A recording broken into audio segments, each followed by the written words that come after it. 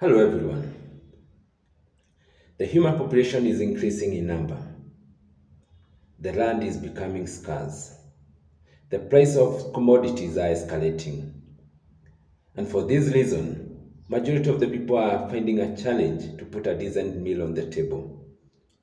And that's why I want you to make use of that little space at the end of your yard. You can do this by electing a chicken coop on top of each other. Remember, going up is not limited. It's only the going wide that is limited. So get bags, fill them with soil. The waste products you are getting out of the chicken coop or the chicken production, mix with that soil. That way, you end up getting fertile land.